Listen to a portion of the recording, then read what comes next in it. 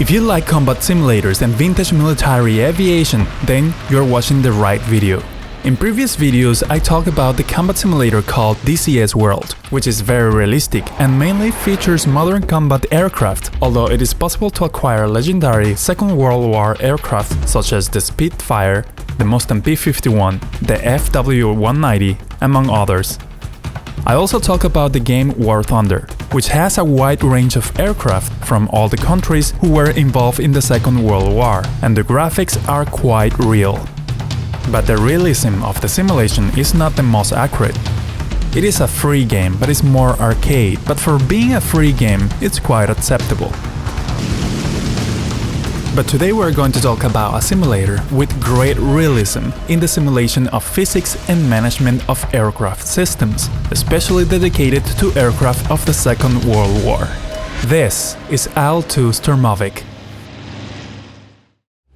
I heard about IL2 Sturmovik a couple of times on the internet by the same flight simulator users, so I decided to give it a try and see how it was compared to others I have already played. The first difference against the other simulators is that it's paid.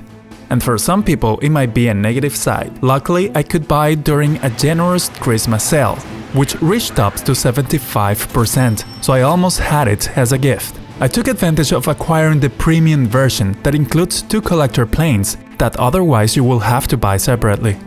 I installed the simulator and started playing it. The first impression is that I found the menu quite simple, just like in DCS. It has few options to play it, including the quick mission, in which you decide what type of combat you want to do, how many and what type of aircraft. If you want to start already airborne or from the runway, you can fly alone or even drive a tank, which is not my thing. You can also choose the weather, activate targets on the ground, and select what kind of realism you want, which we're going to talk about in a moment. You can also choose the map and the year in which everything takes place. In my case, I have the version Battle of Stalingrad, so everything takes place in that map. The creators affirm that in the simulator they have the most real map in terms of historical reconstruction. So basically, the way it looks like in the simulator is what it looked like in those years.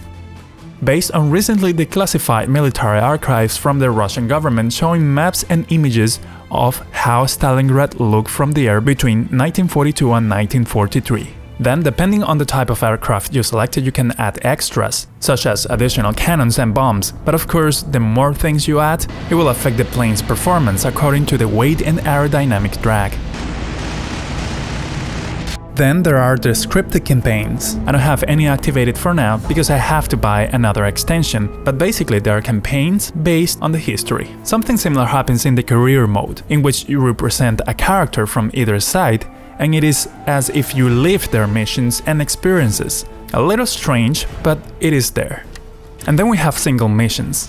And finally we have the multiplayer mode that allow us to play online with other people in real time. But depending on the server settings, you will have to play in expert mode, which is a little bit harder, but it's still very fun. You can play collaborative or dogfight.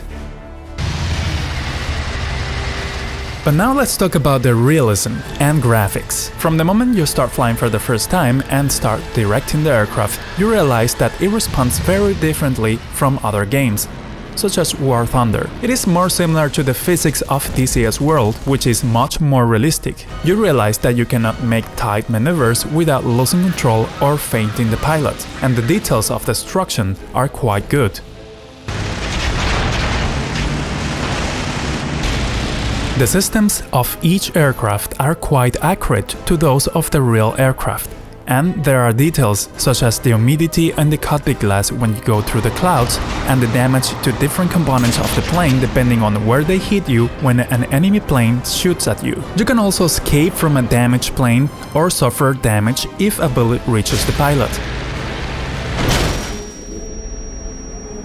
There are several ways of realism to play it, but the physics are always the same. The easiest way is with the assistance, in which the plane automatically controls specific systems to keep it flying in optimal conditions, and you can see labels of enemy and friendly planes to identify them easily.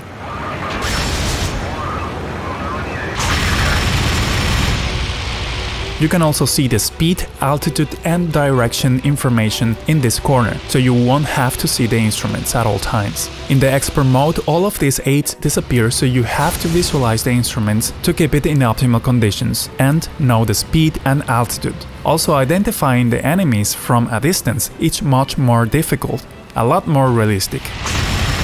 Remember that in the 40s, the airplanes didn't have advanced radar and tracking systems. Everything was more dependent on the pilot's ability.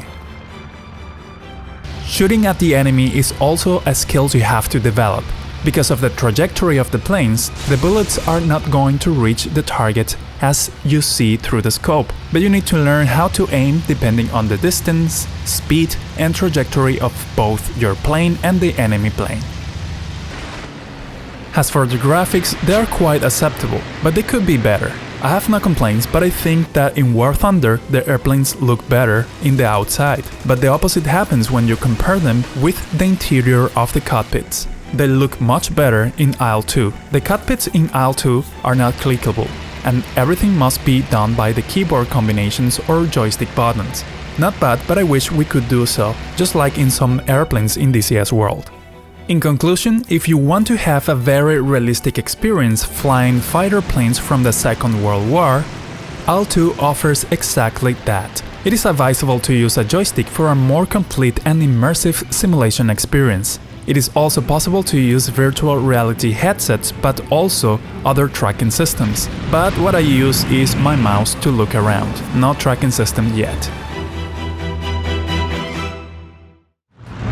My personal opinion is that this simulator is quite good. It is very similar in many aspects to DCS World, but this is more focused to Second World War airplanes. But more than a game, this is a simulator, so it won't be for everyone. You will need a little bit of patience and practice to master your techniques and achieve your first enemy plane down.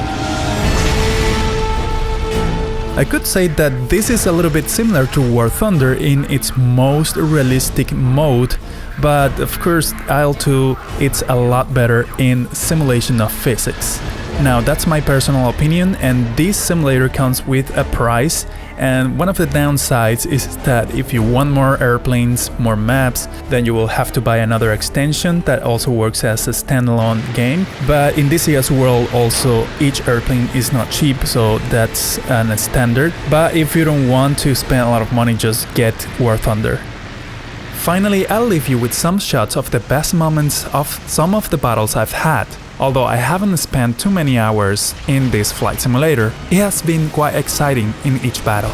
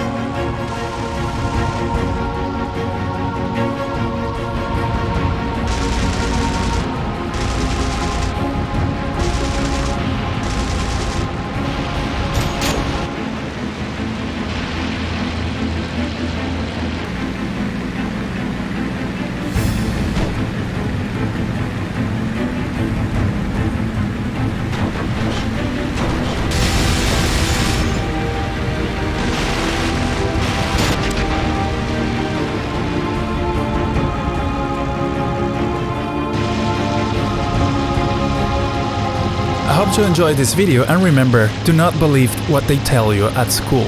And I'll see you in the next video.